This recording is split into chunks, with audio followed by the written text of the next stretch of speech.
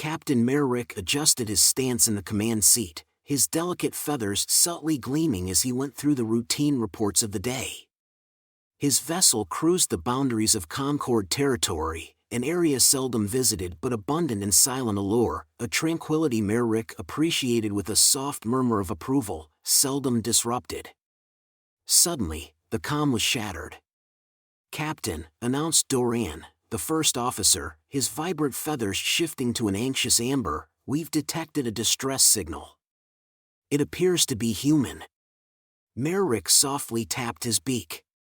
Tension flowed through his wings. Of all species to encounter, humans were notoriously unpredictable.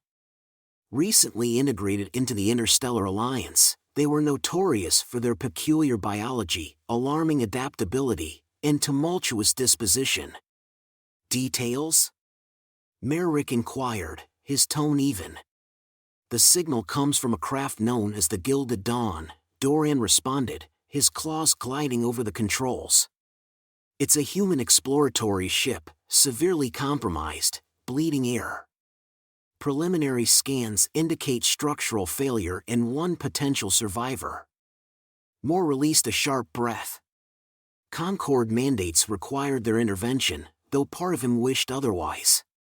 His previous interactions with humans had been revealing, but not favorably so. "Deploy a rescue squad," he commanded. "Get the medical team and engineers ready." The Lalith drones launched, navigating with precision into the ruins of the Gilded Dawn, a spectacle of burnt metal and broken frameworks, unrecognizable. Merrick oversaw the rescue from the bridge, his discomfort growing as updates flowed in. "Captain," Doran called out, "the medics have located the survivor." Merrick's feathers subtly rose. "Condition?" "Alive, barely," Doran replied, his voice tinged with hesitation. The medics had rushed the survivor straight to the med bay. The human was tall for Korean standards, broad-shouldered and slender, though marred by severe injuries, dark hair matted with sweat and ash, his uniform torn and charred, revealing deep cuts across his torso and a severely twisted arm. Burns enveloped a third of his body, yet he breathed shallowly but persistently. This is inconceivable," Medic Arlex muttered as he scanned the human. Dr. Zalen, the chief medical officer, approached quickly. "What do you mean, inconceivable?" Arlex pointed at the human's battered form. "Punctured lung, broken pelvis, extensive internal bleeding, these injuries are fatal." Zalen's eyes moved to his scanner, confirming Arlex's observations. By all standards, this man should be deceased. Yet, he clung to life. "Take him to the med bay," Zalen ordered. "Stabilize him any way possible." The med bay became a hub of activity as Korean medics encircled the human with diagnostic equipment, buzzing and glowing in hues of blue and green.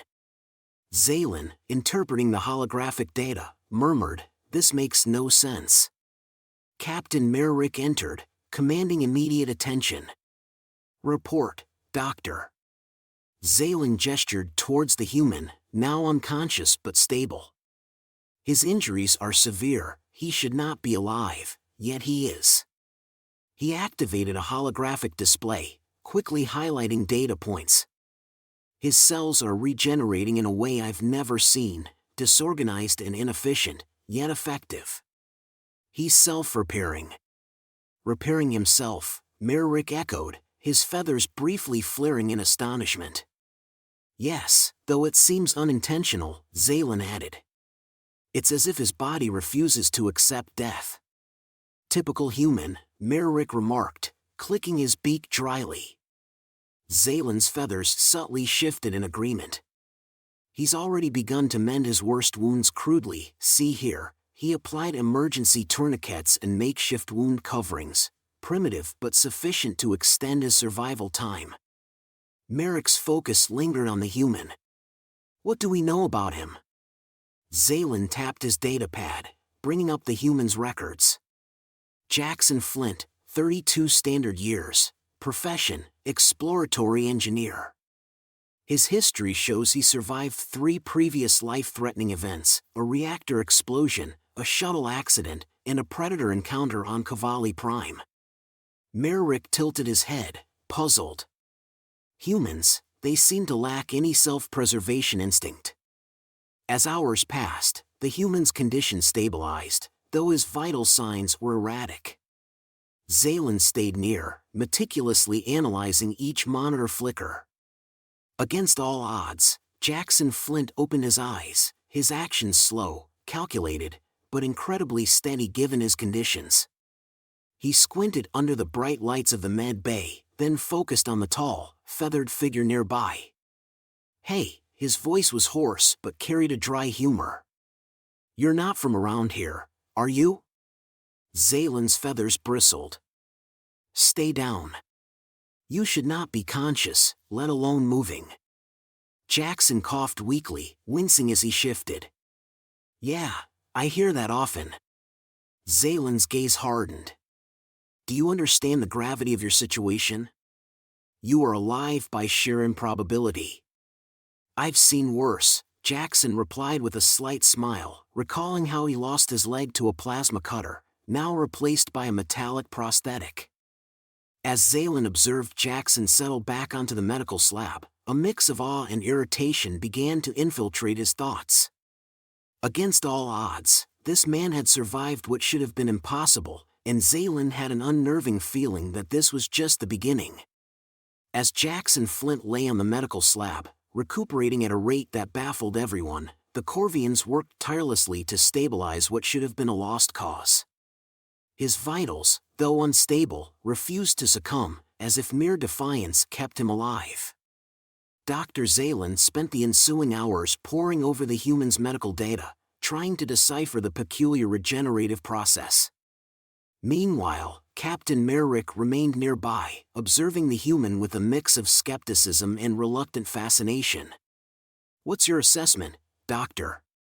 Merrick inquired, breaking the silence. Zaylen pointed towards the holographic display, pulsing with streams of chaotic biological data. "Captain, this man's biology is unsettling. His injuries are severe, yet his cells actively repair them, albeit inefficiently." "And the pathogen?" Merrick inquired, his voice stiffening. Zaylen tensed. "We found traces of it in his bloodstream, an organism unlike any in our records, highly adaptive, potentially dangerous. Yet, his immune system has neutralized it. This alone warrants further investigation." Merrick frowned. "So, we rescued not just a human but a walking biological anomaly."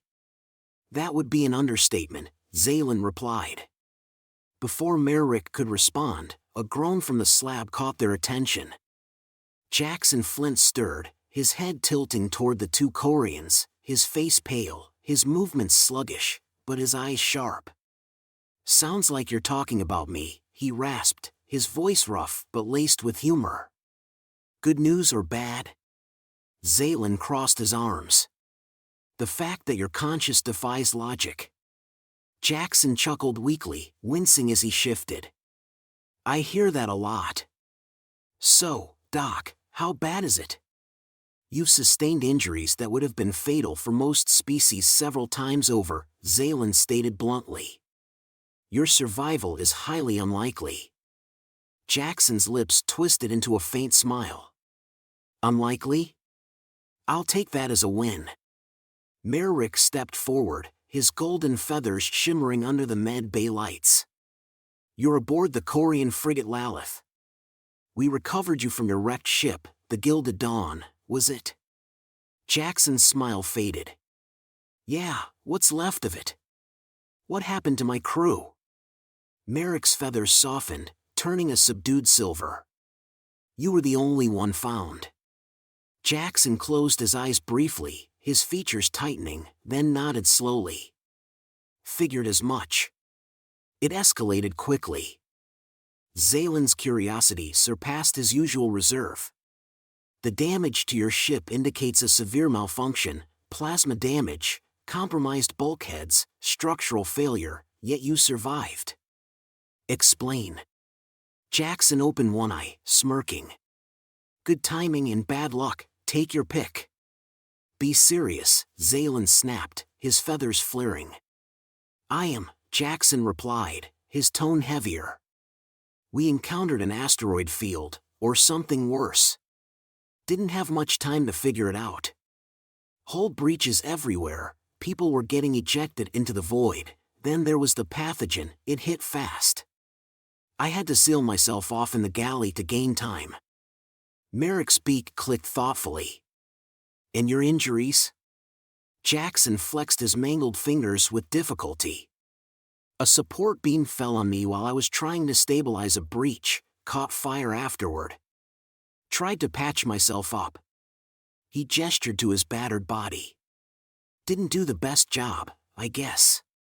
You shouldn't even be able to speak right now, Zaylen said, staring at him as if he were a miracle. Jackson's smirk returned. Yeah, well, we humans are tougher than we look. The next day, the med bay remained on high alert, though Jackson was recovering. His condition remained unstable, and the Silver Horizon's pathogen was a looming threat. Captain, Zaylen said, calling Merrick to the med bay. We have a situation.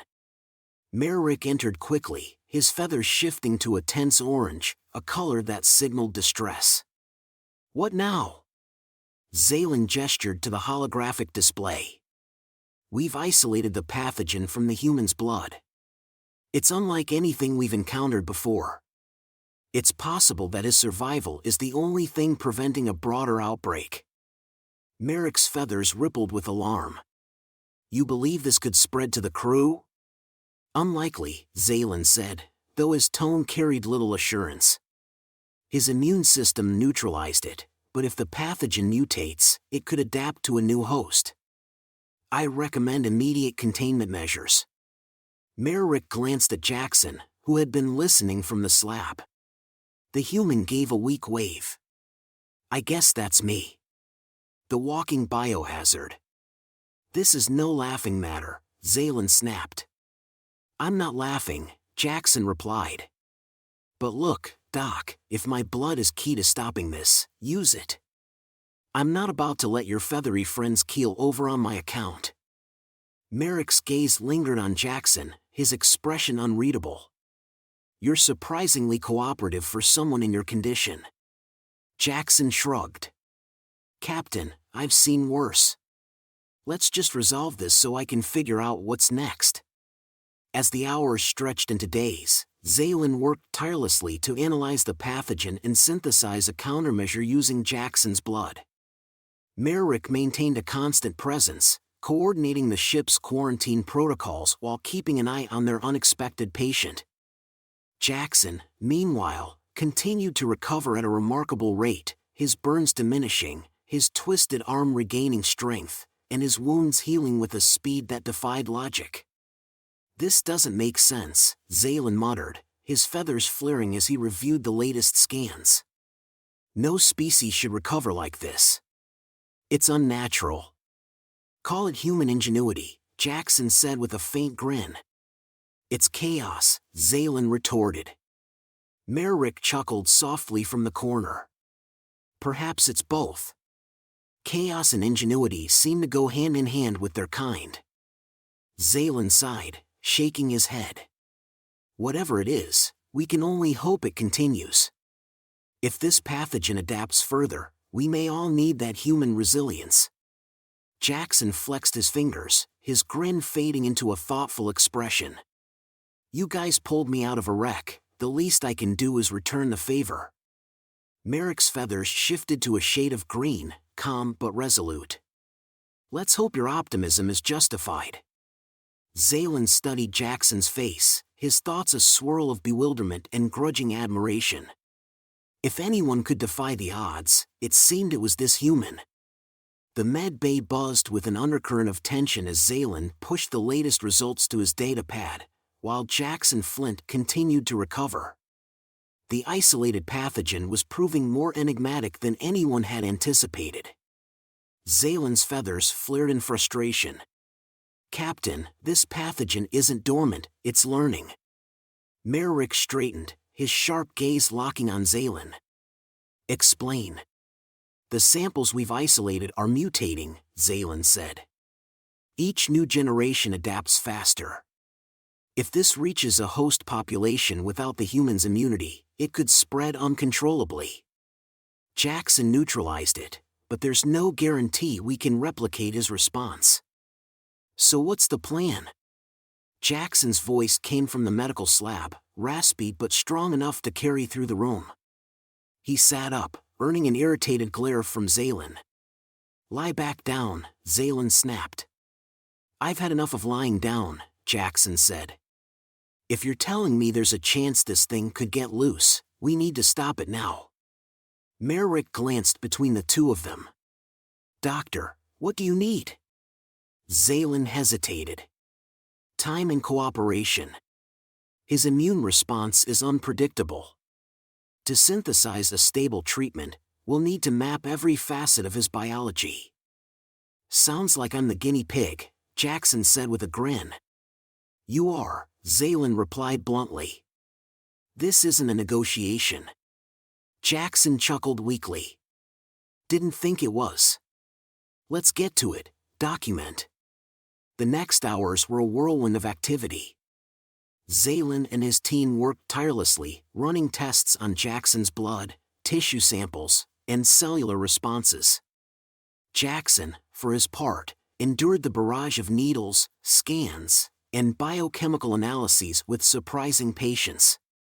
As the medics rotated shifts, Merrick entered the med bay to find Jackson alone with Zaylin, the doctor furiously typing notes into his datapad. How are things progressing? Merrick asked. Zaylin didn't look up. Slowly.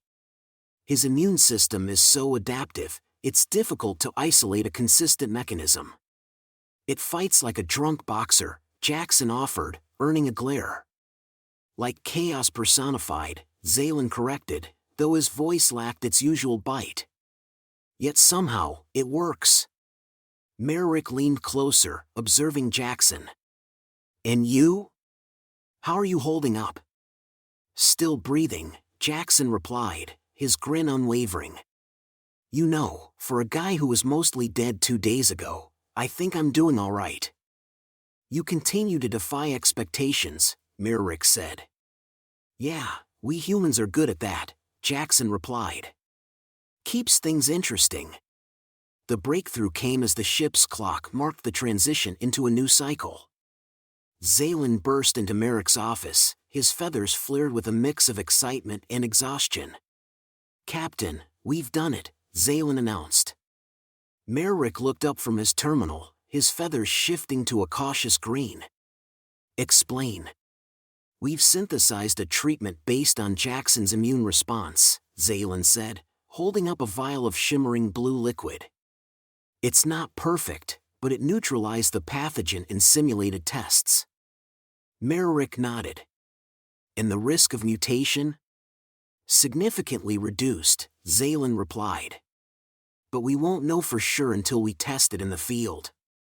Merrick's gaze turned toward the med bay, where Jackson was seated on the slab, chatting with a medic who looked thoroughly exasperated. And the human?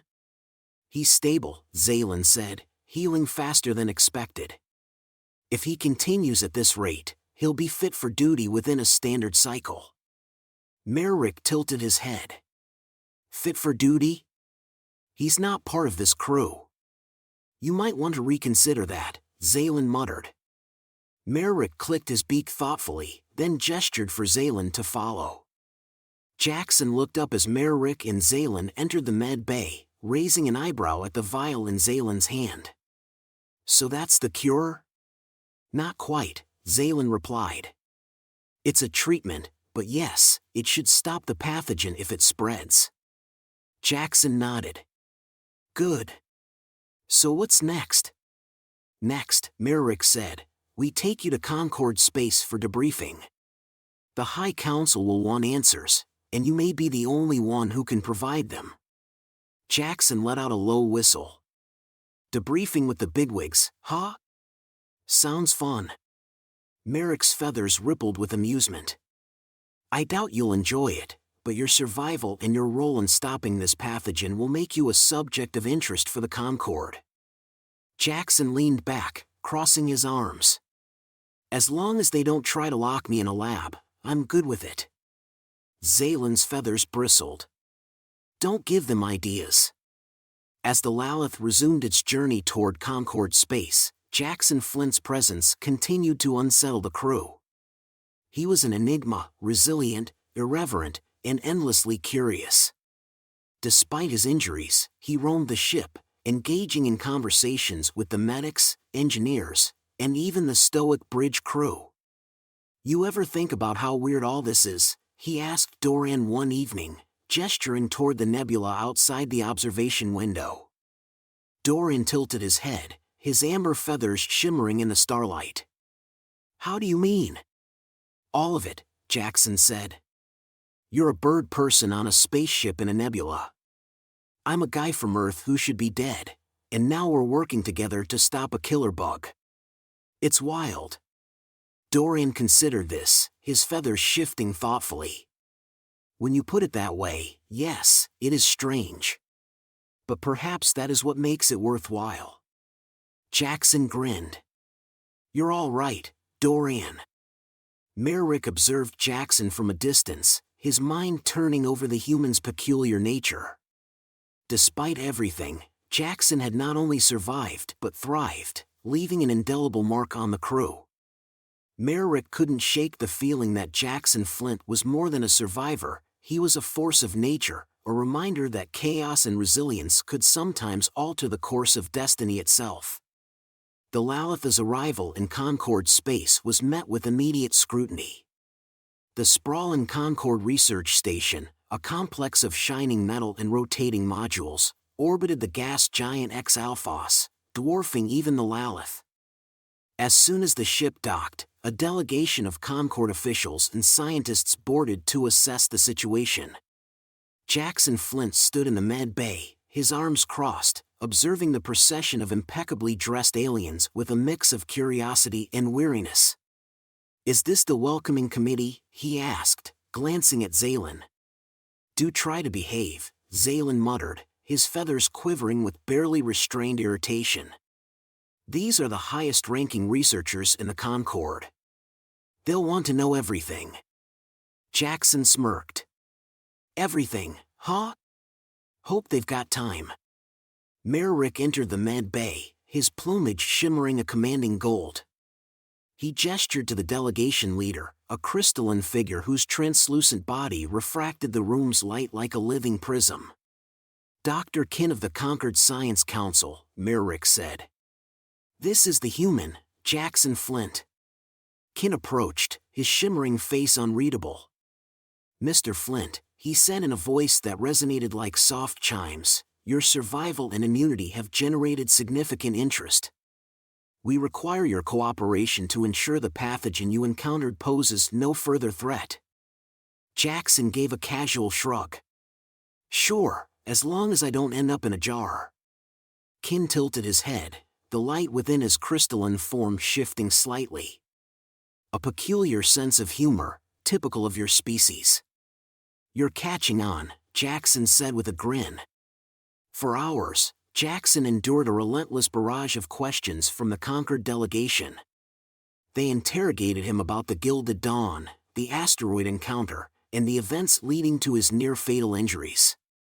Each answer he gave seemed to spark further questions, especially when he explained his crude survival tactics. You sealed a whole breach with a ration packet? One scientist asked, her voice incredulous. Yeah, Jackson said with a smirk. Had to use duct tape to hold it in place. Worked like a charm. Zaylen sighed from the corner. Humans, he muttered under his breath. The delegation's interest shifted to the pathogen. Kin and his team examined the synthesized treatment derived from Jackson's immune response, their discussions a flurry of technical jargon. Meanwhile, Jackson leaned against the med bay wall, watching the scientists with amusement. Are they always like this? He asked Zaylen. This is their restrained mode, Zaylen replied, his feathers bristling. Be thankful. As the day wore on, a sudden commotion broke out among the scientists. Ken's crystalline form pulsed with alarm, his voice sharp.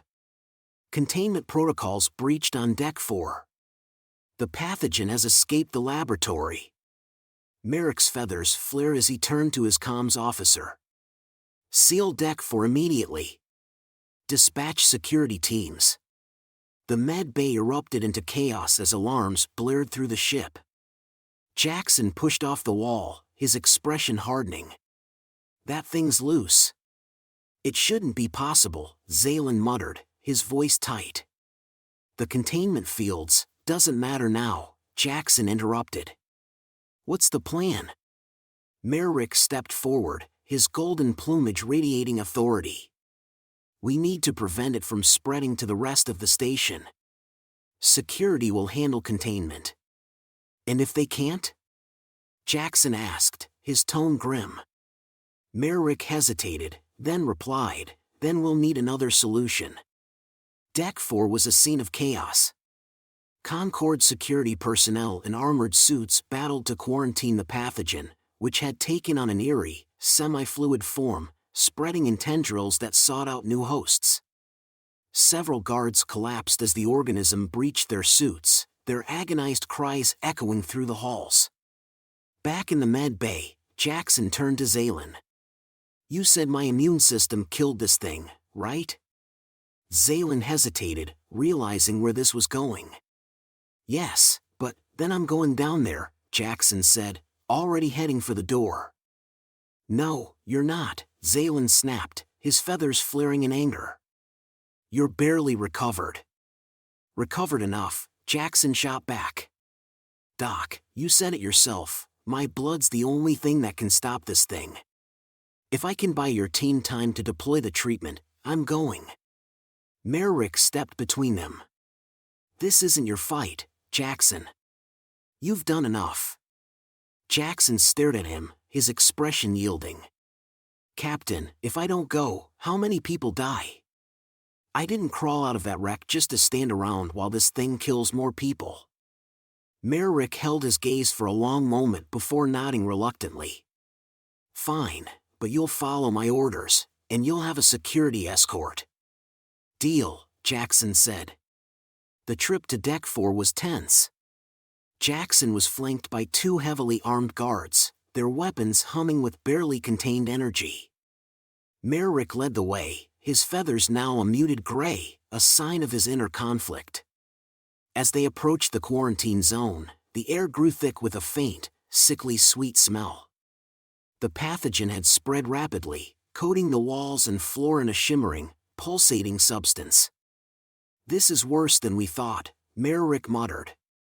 Jackson stepped forward, his eyes scanning the writhing mass. All right, you ugly bastard, he muttered. Let's see if you like me as much as the last batch did. Before Merrick could stop him, Jackson strode into the infected area, his steps deliberate. The pathogen reacted immediately, tendrils lashing out toward him. For a heart-stopping moment, Merrick thought the human would collapse like the others. Instead, Jackson stood firm, his breathing steady as the tendrils wrapped around his arm. The pathogen pulsed, trying to invade his body, but something extraordinary happened. The shimmering substance began to retract, its tendrils shrinking as if repelled by his presence. It's working, Zaylen's voice came over the comms, his immune system neutralizing it. Jackson grinned, though sweat beaded on his forehead. Yeah, well, it still stings like hell. How long do I have to stand here? Just a little longer, Zaylen replied. We're dispersing the treatment now. Within minutes, the synthesized cure was released into the air system. The pathogen shriveled and dissolved, its tendrils retreating into nothingness. The quarantine was lifted, and the station was safe once more. Jackson stumbled out of the infected zone, his legs shaking but his grin intact. Merrick caught him before he could fall, steadying the human with a firm hand. Reckless as ever, Merrick said, though his tone carried a hint of respect. Yeah, but it worked, Jackson replied, breathing heavily. You're welcome. Back on the Lalith, Jackson sat in the med bay, his arm bandaged but his spirit unbroken. Zaylin hovered nearby, muttering about humans and their absurd recklessness, while Merrick stood silently, watching the human with something close to admiration. You saved them, Merrick said finally. Jackson shrugged. Figured it was the least I could do. Besides, someone had to. Merrick nodded. Chaos and resilience, that's humanity in a nutshell. Jackson smirked. And proud of it. As the ship prepared to depart the station, Merrick couldn't help but think that Jackson Flint's arrival had changed more than the fate of the Lalith. He had proven that even in the face of the impossible, humanity could rise to the occasion, leaving the galaxy a little more amazed and a little more unsettled than before.